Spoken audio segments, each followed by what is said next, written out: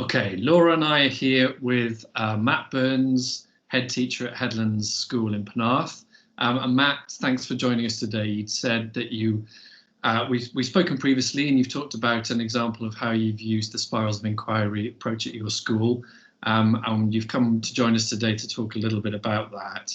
I wonder if we could start by I'm curious about how come you chose the spirals of inquiry approach for your school in the first place? Yeah, good question. Well, I was introduced to it by a colleague, another head, Dave Jenkins, who was running a session for the South Central Consortia, who were doing brilliant work actually on spirals and the connection with inquiry-based change methods really in school and the new curriculum.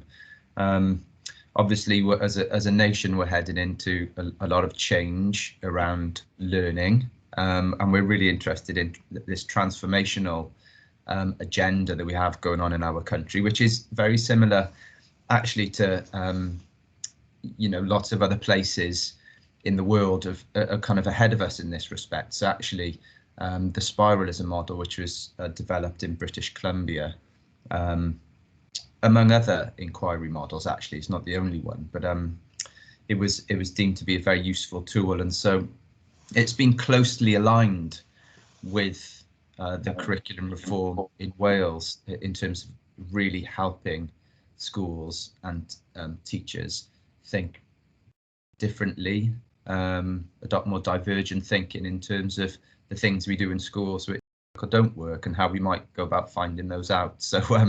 So it to me when I sat in that room surrounded by other head teachers who were also wrestling with those ideas, it was a gift, really, I have to say.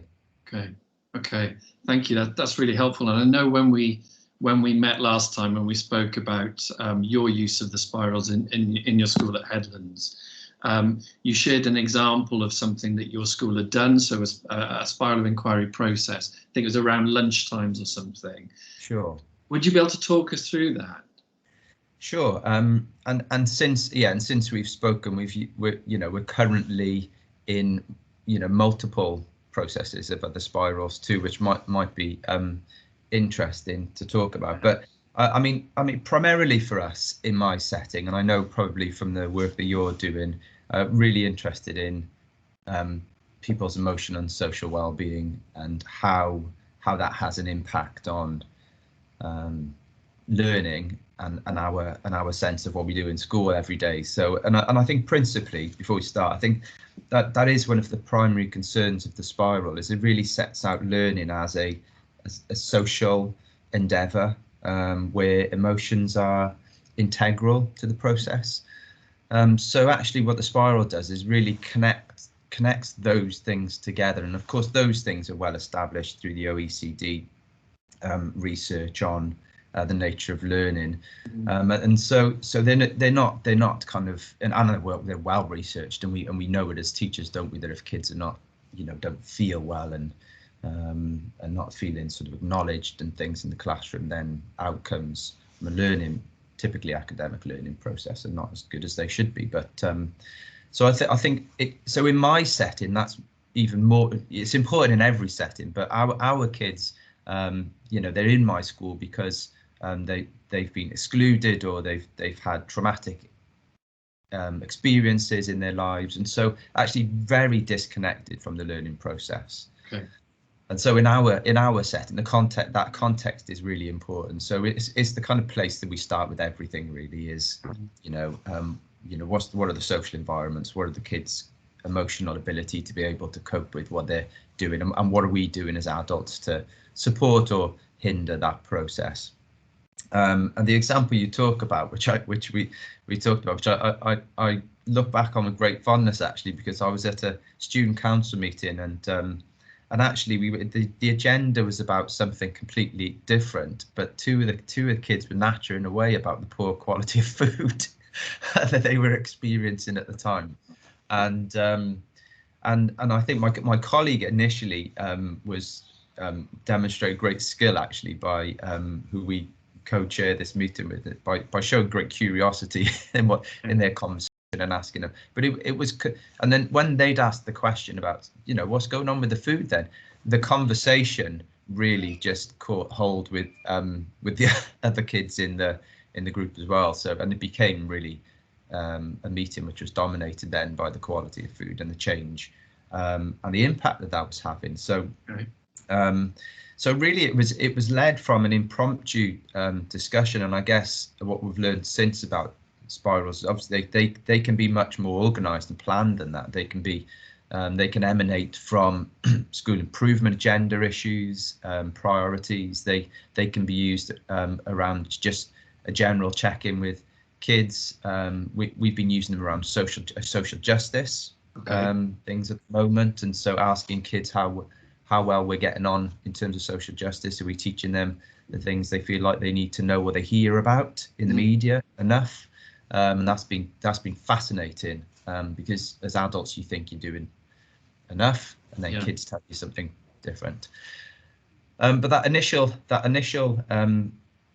part of that program really about the spiral is about scanning, and is about showing deep curiosity really in the things kids are saying and the things that are influencing their ability to do well in school or just experience school as a positive place. So that was fascinating. What we did then was we set up a small team, and we really decided to see whether we could find out more about, you know, what these particular kids were saying about the lunches.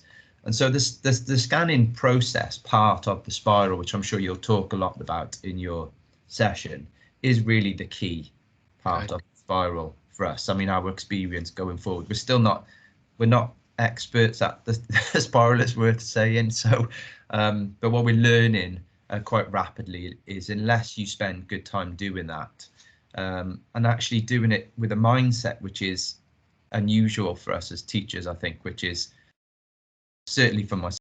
I always think I know. I'm always quick to come to a decision, or, you know, I've been a head teacher for 15, 16 years. I've worked in my field with kids who've been excluded and experienced trauma for 20 years. I think I know a lot. And then until I start going and finding out and speaking to kids, and then I realise I know very little about stuff. But I think it's that humble approach that you adopt, particularly in the first part of that spiral, which is about going with a very open mind, about maintaining curiosity and avoiding really any of the very quick fixes, which as head teachers and senior leaders and teachers, we think we always have. Although I'm sure there's some better people in the room than me. So that was a really that was a very liberating experience, actually, and we learned a lot in a matter of 2 or 3 weeks, actually. So it was a relatively brief period. The scanning process we're doing with the social justice spiral we're working at the moment is much longer. I mean, we've been already doing it for 6 to 8 weeks, and we've been sort of, you know, it's entailed looking at sessions, chatting with groups of kids, looking really kind of deconstructing our curriculum to find out where all the information comes from, and really, you know, doing a lot of awareness with people around social justice issues and thinking about what that even means to people from a pedagogical point of view. So it's much more complex. However, we arrived at some interesting thoughts, and so you know, the point then was to think about those early discussions with the kids, collect all of that information. And by the way, you know, it's much more fun doing this in a team.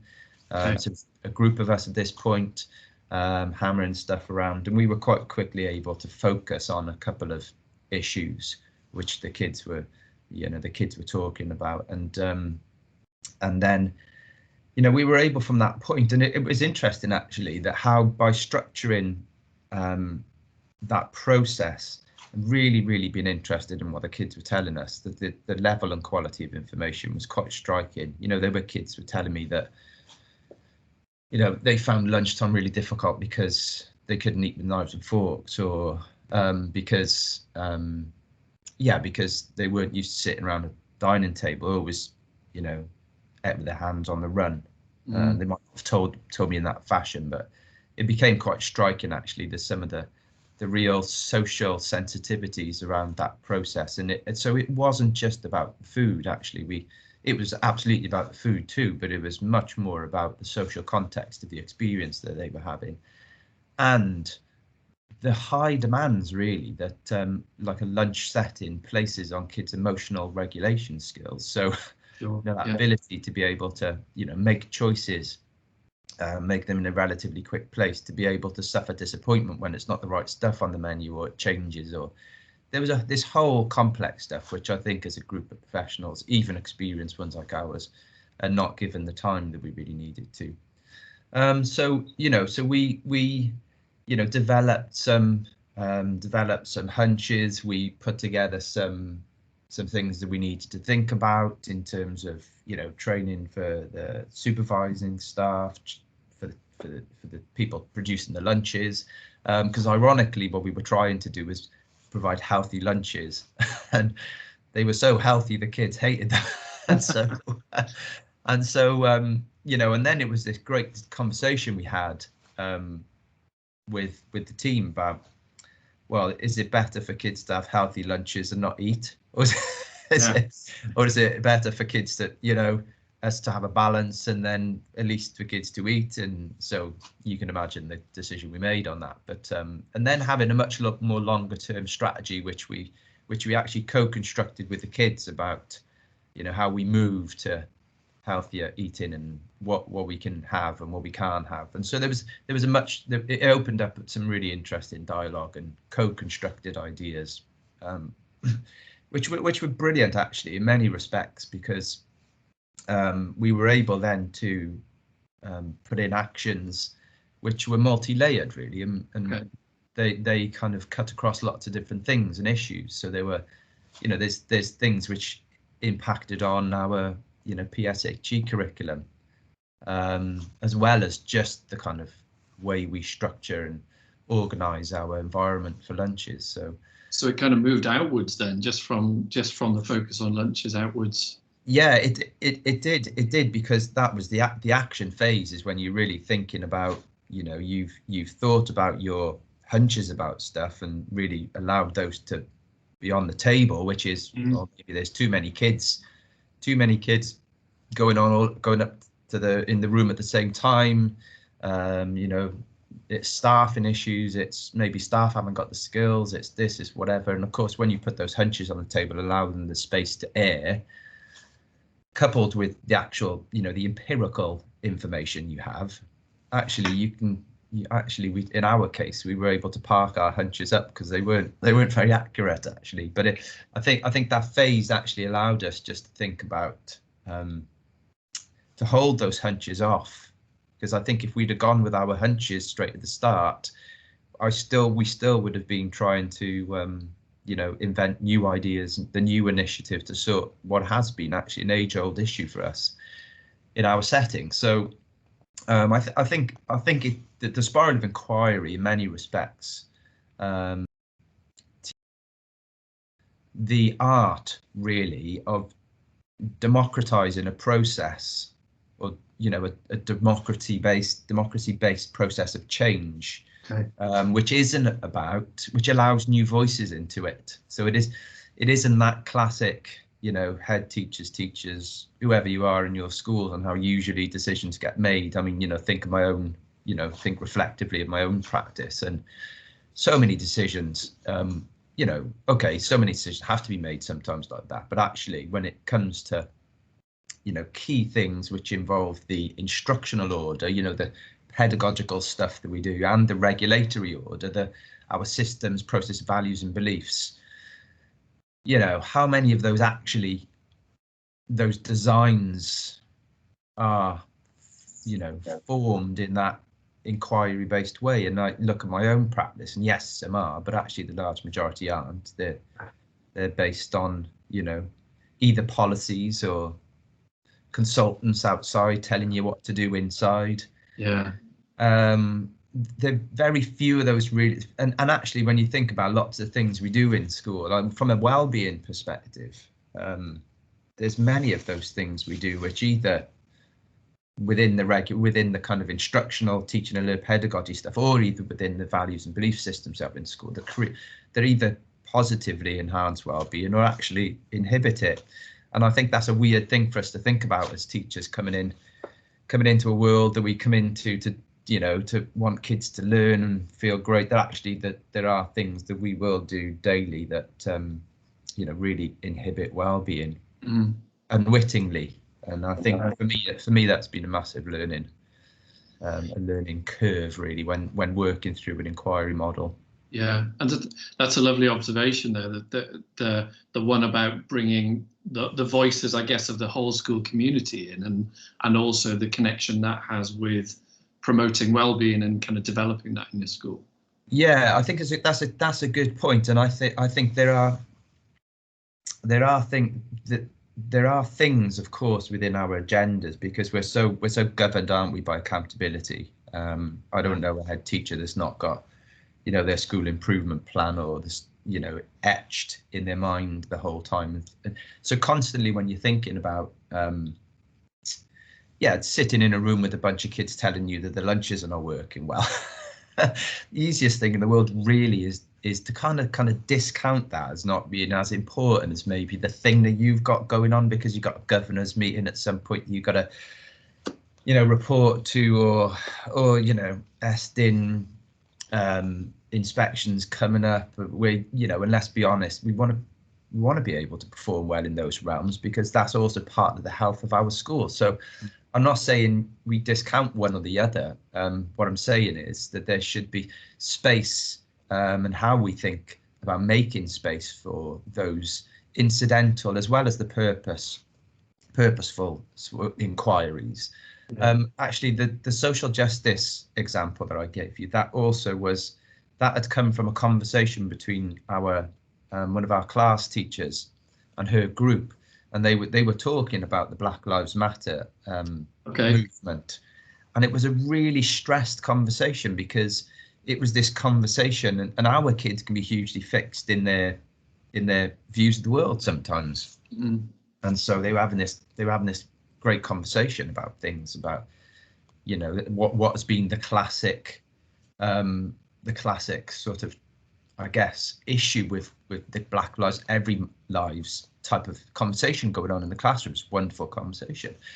And then from that conversation, this notion that actually we need to do loads more thinking about how do we form social justice ideas, and how do we do social justice in a more incidental way in our everyday conversations. And just some wonderful examples about. And then there was a conversation about a group of kids reflecting on. We have a number of kids who were born male but actually identify as female in school. Excuse me.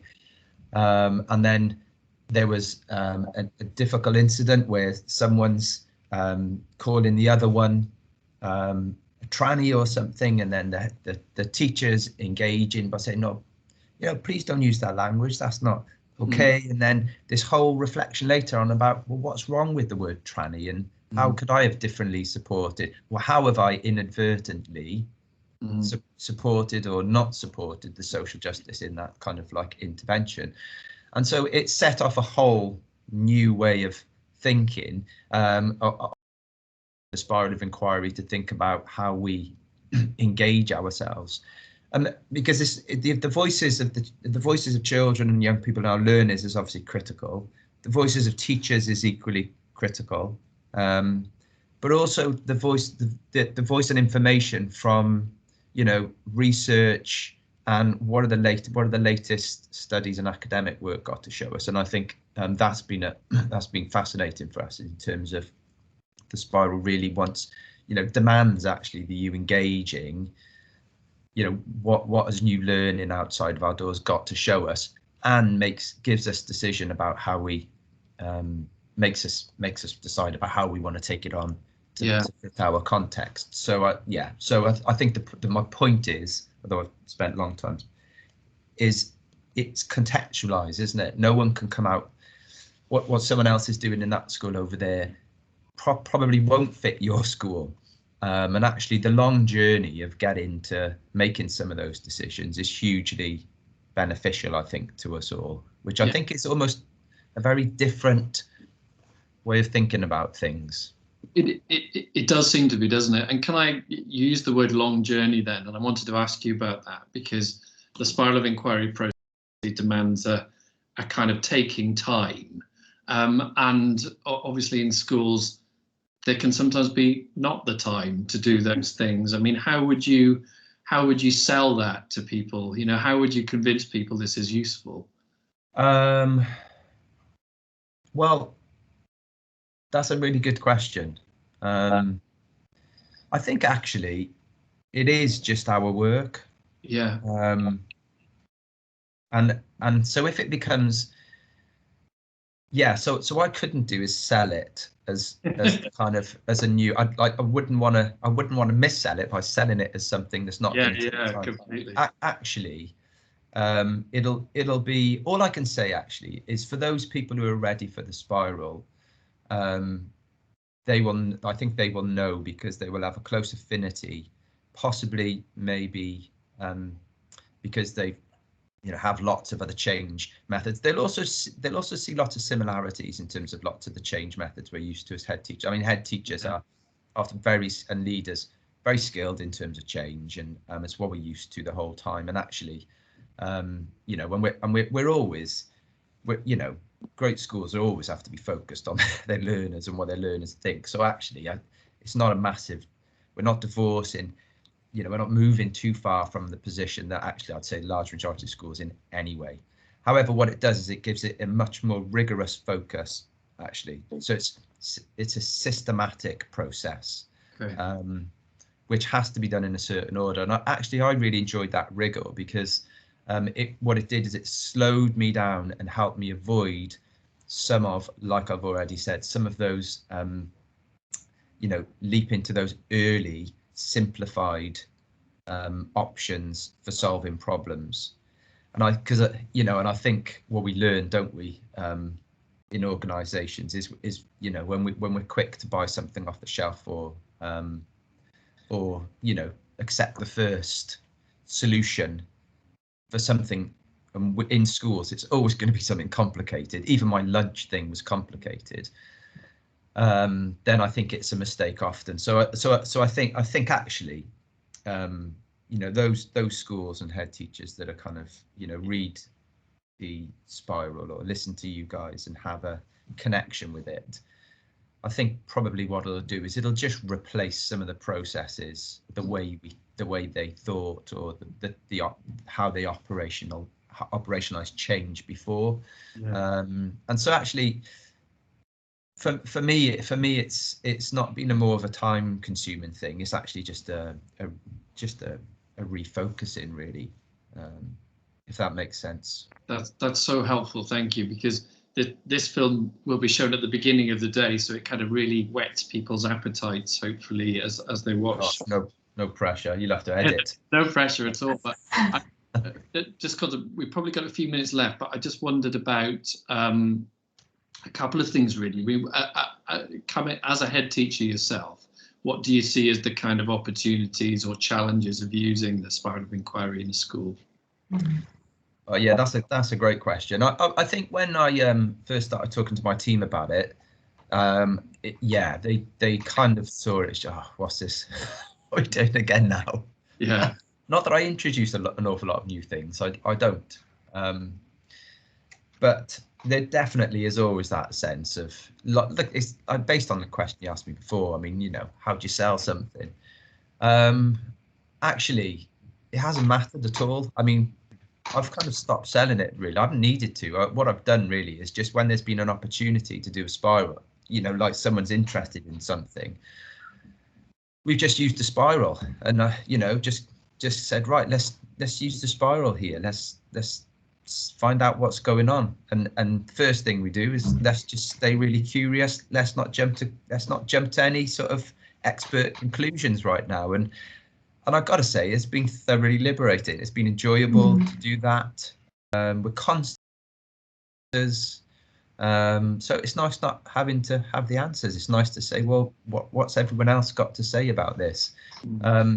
Fascinating seeing the information that is you're faced with at that point. Some of it's surprising and some of it isn't. But I think there's something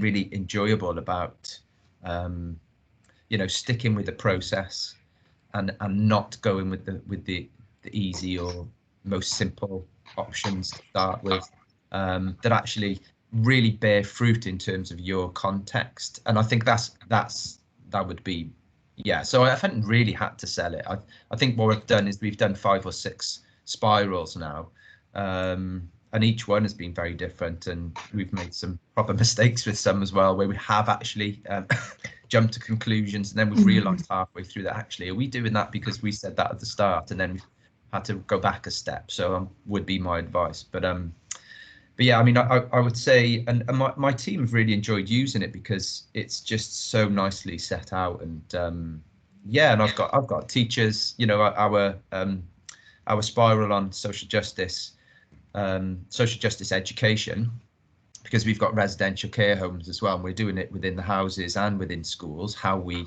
educate, use social justice as an educational tool. That's been led by one of our teachers. And when she put a message out to say, look, I'm creating a team, who wants to be in a spiral team? I mean, she had 20 people. Wow. Okay. Yeah, 20 people. So I was like, oh my gosh, now the team's too big. It'd be impossible getting them all together. So she was able to whittle that down. So she's got a team of 8 people who were they're running that spiral themselves. And I think, well, you can't get more empowering than that, can you? People making real change to the curricula, to the way we interact with kids around sensitive things related to social justice. Well, people want to bring that change about, don't they? So I think, yeah, it's inspiring. Yeah, I mean, it feels like your staff are obviously, they really value and enjoy that process, to be so keen to be part of them when they come round. Yeah, and of course, you guys are experts in well-being, and so one of the things that we know, don't we, is creating agency, especially for our children, and also for our staff. People feel like they have agency, the real power to make decisions and influence. But then you're already off to a great starter, aren't you? So I think in terms of coming back to the well-being perspective, if you're using a tool which is highly curious but also is designed to increase agency, well then you can always lose, because you can do it really poorly. But actually you're on a great start in terms of a tool, in terms of a methodological tool. It's a great start if that's a real interest of yours, like I'm sure it is in the large majority of schools you'll be speaking to. But Matt, do you know what? That's the perfect place, I think, for us to be there, because you've really kind of summarized in such a perfect way. Before we finish, I just want to check in with Laura to see if there's anything that we've missed in our discussions that you want to follow up, Laura. I think you guys have been incredibly thorough. I think the only thing I thought of as a sort of rounding up is are there any key tips that you might, I mean, I know it's a whole process, it's hard to pin down, but are there any key tips that you might have for a school starting a spiral for the very first time, having done 6 of them? Great question. And there is. I think first I would not wait for everyone to understand what the process is. I would just get it going. So that's a great question, actually. It's not one of those things that requires everyone to have a lot of training, or a merry band of people who've read the document can just crack on with it. You definitely will make mistakes with it, but actually they're not irretrievable mistakes. So that's the great thing about the spiral. You can always go back and retrace a step. And there was another thing, actually, but I've forgotten what it is. But I think that would just get going with it, I think, would be, because it is in one of those things that needs, and you can learn about it as you go on. And I think it is one of those things, the more you do, the better, the more in tuned with the process you get. Oh, brilliant. Thank you so much. That's so good, Matt. Thank you very much for your time this afternoon. It's been really lovely to kind of hear more about spirals. Thanks very much. Yeah, so interesting. Thank you.